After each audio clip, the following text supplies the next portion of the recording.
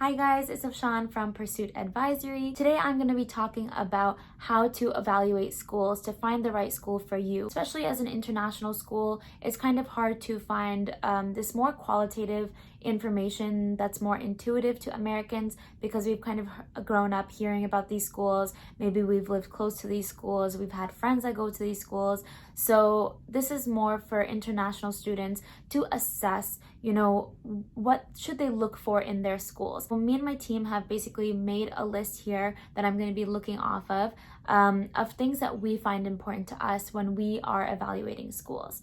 So the first thing that I've written down here is, what are some of the distinctive features of the school? What are they basically claiming? What are they saying is the most famous parts of their school? For example, something that stands out to me just off the top of my head, I remember that when I went to a tour at Columbia University, I remember they really prided themselves on saying that on Fridays they didn't have classes.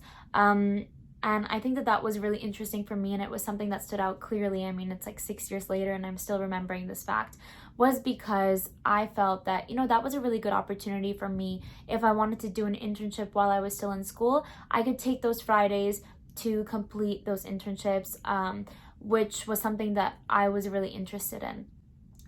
Another thing is the academic programs. So what are their strong majors? What are their popular courses? What kind of classes would I like? And then what are their special programs? Most US schools are known for different kinds of programs. For example, Johns Hopkins is known for their science programs. Boston College is known typically for its business school, Carroll Business School. NYU is also known for its business school, Stern. So every school kind of has its own strengths and maybe even weaknesses. So it's really important to know those things. I think a mistake that I made, especially when I was looking into the college process, was I didn't look very much at the courses that were being offered, particularly in the program that I was applying into. I think that if I were to have looked into that, I probably would have seen, classes that appealed to me a little bit more. I kind of thought that all colleges were up to date and had the same kinds of classes, which is absolutely not the case. There are definitely certain colleges that are more rudimentary, meaning old school, than others, and I would definitely look into those things before applying to the schools, going to the schools, and making your decision. So far we have distinctive features of the schools, academic programs, core or general education requirements. Some schools, let's say like Brown University, they have a very flexible curriculum. So I could basically take any classes I want, which is really cool for some people. Some people crave structure. And if you crave structure, then you should probably go for a school or a program that gives you that structure, that has core courses required. So some of the core courses that could be required could be something like a language or an English literature course or a science course. If you don't want to take those required classes, then that's a really important factor for you to think about when you're looking into your schools. This is super important. I cannot stress this enough. Looking into career counseling. How good is the career counseling office of the school that you're going to? How good are their connections? Do they have different career fairs? Do they have connections with companies that you might be interested in? For example, if you want to be a consultant after, are there tie-ups with McKinsey, Deloitte, and all of the best consulting firms? Those are super important things to know for jobs and internships. And I think a lot of people get kind of caught up in the excitement of just getting into a university, and they don't really think about the step after university, jobs. And I didn't as much as I think that I should have, now looking back. And so I think that that's a really important factor for you all to think about. So career counseling. Outside of that, the appeal of the physical campus.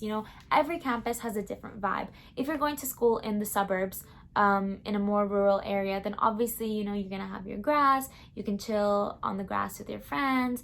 When you're walking through campus, you're gonna see many familiar faces. That could be really cool for people.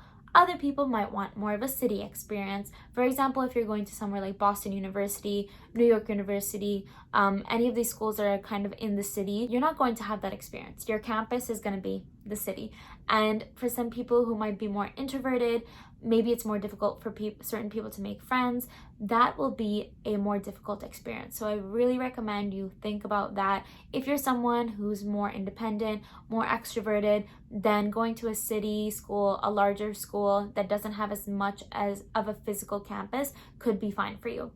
Off-campus opportunities, that could even be something social. So for example, typically if you're in a more rural area, for example, my sister went to Mount Holyoke College, which is in Western Massachusetts in a town called South Hadley. I know she always said that there wasn't really much to do outside of her college, whereas for me, I knew that I did not want that. I went to McGill University in Canada, and of course, like, the world was my oyster. Outside of campus was essentially the city. I had everything I could do. I could go to the movies, I could go shopping, I could go to restaurants, I could go to nightclubs, I could do whatever I wanted. So thinking about what you want in your surrounding area is super important as well. And then maybe the diversity of each school. If you're going to school in a place like the south of the US, maybe a state like Alabama, that might mean that there will not be as many people who look like you. It is, of course, really fun and really exciting to meet people from all around the world, all around the US, and make those friends. At the same time, you have to realize that there can be times of conflict when that happens. You might face ignorant people, you might face stupid questions. So maybe going to a place, and if you don't want to deal with that, going to a place where there's a little bit more diversity, where there's like a good, I don't know, Indian Students Association, Pakistani Students Association, Sikh Students Association. If you're looking for those kinds of small communities or people to connect with, it's really important to keep that as a factor. If you don't care about it, fine, then it's not a thing, but some people do care about it, so it's important to think about. Extracurriculars. So some schools might excel in certain aspects like sports. Maybe they have really good community service programs. Maybe they have really cool study exchange programs. McGill had a program in Italy. It had a program in Brazil, which I actually did. So looking into those extracurricular activities could be a really cool opportunity for you to get involved in things outside of school. For example, I was on a dance team. I mean, that really defined so much of my college time, and I absolutely loved it. And so getting involved in things like that can be really important. So try to see if there might be a space for you in these kinds of schools that you're looking into, because that could really make or break your college career. Other than that, I think you can probably get a really good sense of what the schools are like if you talk to alumni or maybe people who are still in those schools. If you guys have any schools in particular that you're curious about, you know, what's the social standing in the US? What do people in the US really think about this school? Then of course you can ask me. I can connect you to alumni. I can connect you to students who are actually studying in those schools. Feel free to reach out to us at info@pursuitadvisory.com. If you guys found this video helpful at all, please feel free to share it around, and also feel free to like it, subscribe, take a look at the links that I have here below. I have our website, a way to contact us, and we can give you some more information if you're curious. Thank you so much for watching.